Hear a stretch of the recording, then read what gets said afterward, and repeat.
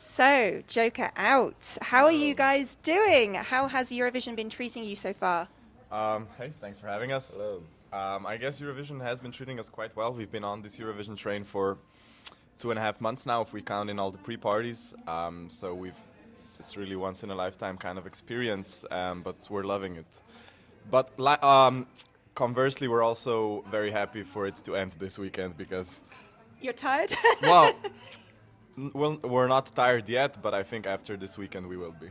Yes, and you need some energy to get through that final performance, don't you? So tell me about your song Carpe Diem. What's the influence behind this song? I can hear influences like Franz Ferdinand and Britpop, but you tell me in your own words, how was it written? What are the influences? Oh, you mean like instrumental? Yeah, like what songs do you listen to that help you be Well, inspired to write? I think it's just a typical Joker Out song. It's what we would represent. I mean, it's a song that could have been on our second or third album.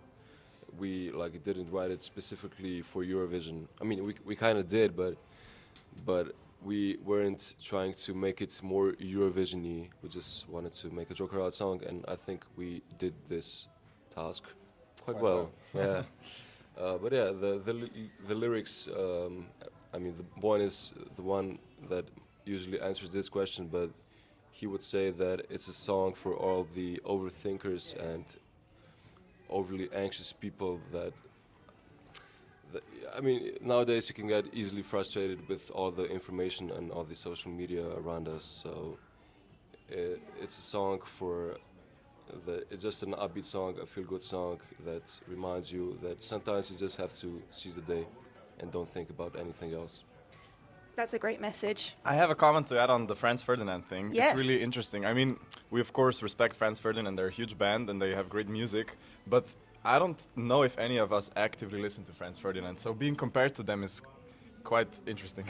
Yeah, that's so interesting. It just shows, I guess, how different music can seep into your awareness, even if you don't actively listen to a band, that naturally you can start to write in a certain way anyway. But you guys definitely have your own style and your own thing going on, which is amazing. Thank you. I read that you recorded this song over a 12-day period in Germany. Is that right? Yes. Can you tell me about that experience? Were there any difficulties? Was it smooth sailing? Well, yes, you're correct. We went to Hamburg in December to the studio called Clouds Hill, which is an amazing studio. The vibe is immaculate. They have all of the gear you could ever wish for. Lots of stuffs the Beatles also recorded on. And they have pinball. They have pinball. We played loads and loads of pinball. It was great. We literally locked ourselves inside of that studio for 12 days. We didn't go out for days on end. We barely saw sunlight, but it was exactly what we wanted. We kind of followed the message of our song. We isolated ourselves from all of the negative information and bad thoughts and hate from social media and outside world, and we just let the creative juices flow, had fun with each other, and just like the song says in translation, we danced and played and loved each other until the stars faded. So you had the best time, Yes, basically. Exactly. So thinking ahead to your actual performance, what's something that you look forward to the most when you're on stage? Is there a certain part of the song that you think, oh, this is the bit I'm really, really hyped for? Well, us as the guitarists, I guess I will say the guitar solo. Yep. Because we have a really dynamic guitar solo and there's lots of stuff going on and we get put in the spotlight, so it's nerve-wracking but also very exciting at the same time. But me personally, I would say what I'm expecting most from the performance is to finally have people underneath the stage in the crowd, because now we've been doing it in an empty arena and it feels like you're suspended in some nowhere in space somewhere and you don't get the feeling that you're actually performing. So Yeah, actually yesterday was one of the first gigs in a while. We played at the Euro Club. Yes. And we finally got that feeling like of a huge crowd just singing the songs. And it was crazy because we haven't performed in England yet, I mean, until yesterday. And a lot of people, like the first couple of rows, just knew all the songs, and it's an amazing feeling. It just shows you have fans everywhere. Yeah. So this might be a difficult question then. Do you prefer the songwriting or the performing? I think there's a time for both. Yeah.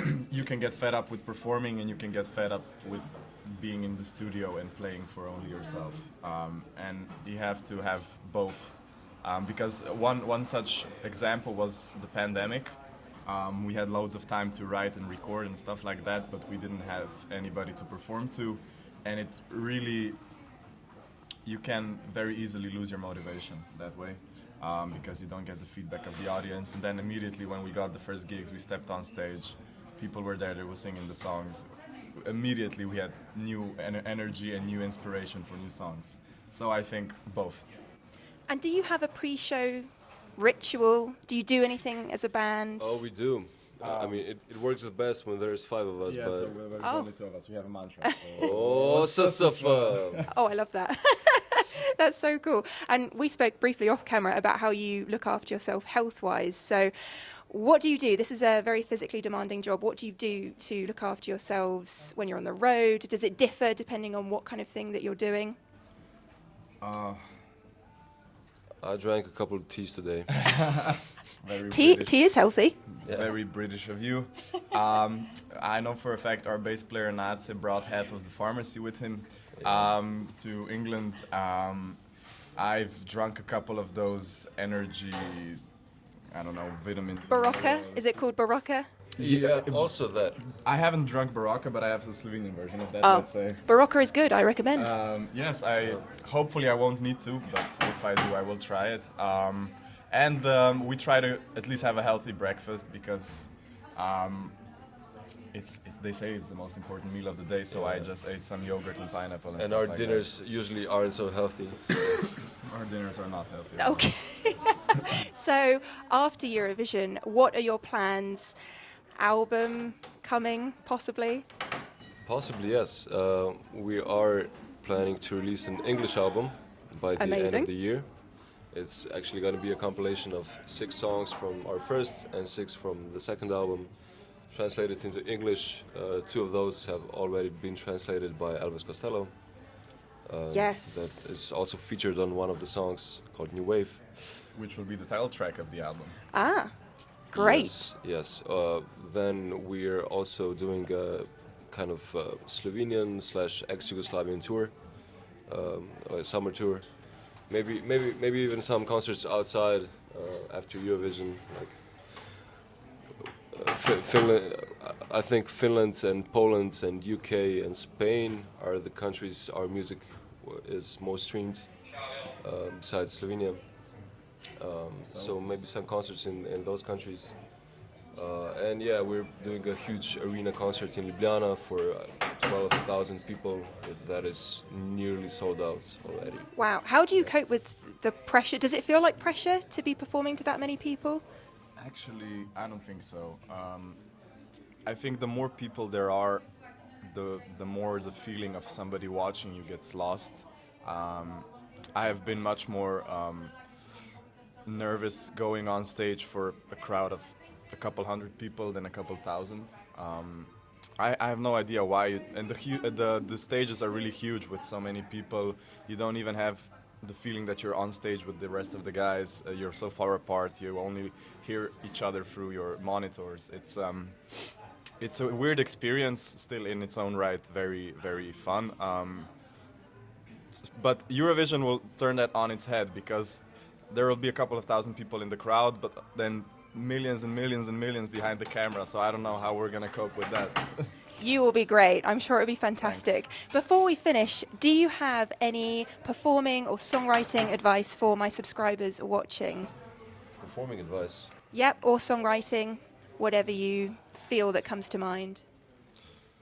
Well, I definitely would recommend, even if you're a solo artist, having a live band for your gigs.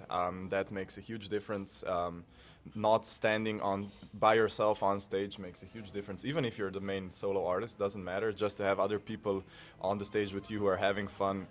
First of all, it makes the experience more fun, and it alleviates some of the pressure of going completely alone on stage. Yeah, I think you should practice, and Yeah. I think you should practice the right things, because